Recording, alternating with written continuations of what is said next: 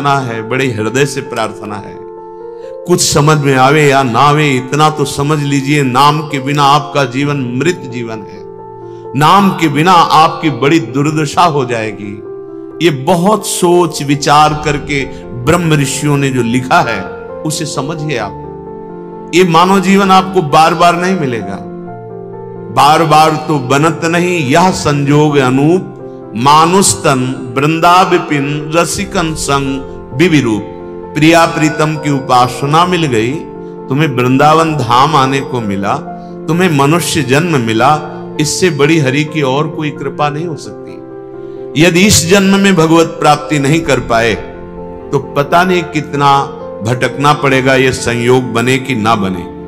ध्रुवदास जी तो कहते नहीं बनेगा, बार बार तो बनत नहीं यह संजोग अनूप। जैसा अब अपने को अवसर मिल गया भगवत प्राप्ति का, ऐसा नहीं मिलेगा, क्योंकि कलिकाल है, ये अपना प्रबल रूप बढ़ाता चला जाएगा। होंगे संत महात्मा, ऐसा नहीं कि नौ सृष्टि खाली नहीं रहेगी, पर उनके वचन ग्रहण करने की योग्यता हमें नहीं रहेगी। जब तक हमारे पवित्र आचरण नहीं होते, अंतःकरण पवित्र नहीं होता, तब तक संतों के वाक्य को हम समझ नहीं सकते।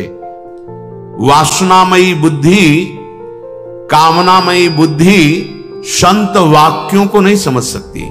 उसके लिए तो निर्वासनिक बुद्धि चाहिए। कलिकाल का ऐसा वासना में प्रभाव बढ़ेगा कि संत वाक्य उसको एक उपहासास्पद वाक्य लगेंगे। ऐसा कैसे हो सकता है? वो ऐसा सोचेगा।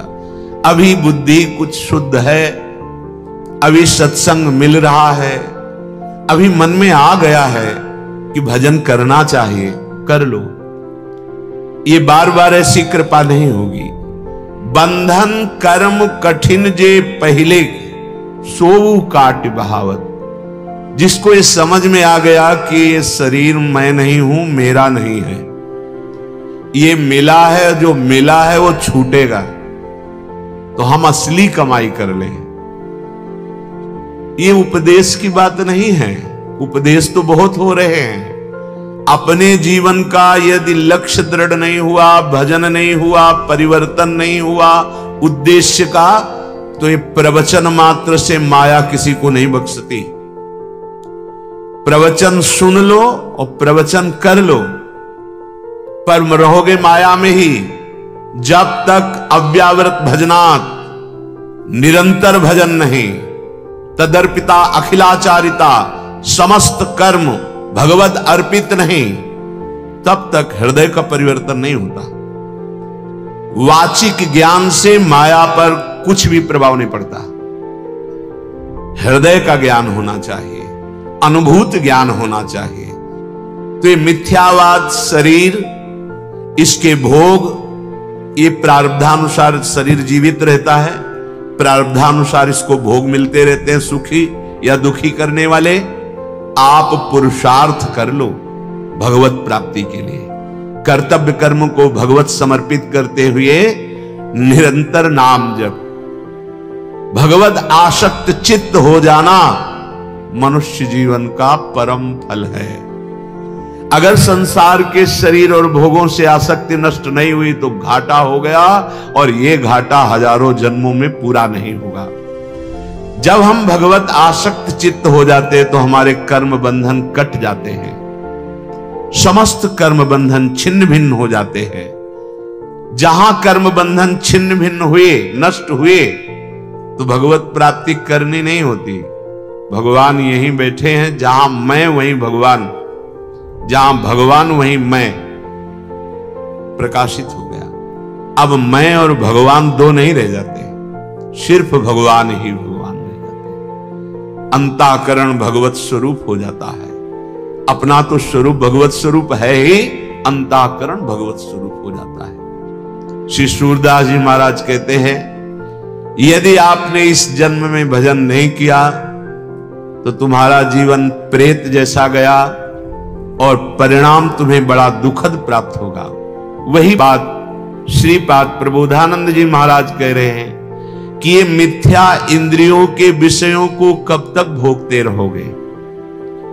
कभी थोड़ा बैठकर एकांत में विचार करो कि बहुत बार भोगा पर मिला क्या हमें, पर विचार है ही नहीं। विचार तो दूषित हो गए हैं, अपवित्र विचार हो गए हैं। आप ध्यान नहीं दे पा रहे कि आपके समय को केवल नष्ट किया जा रहा है, ये छूटने वाला है।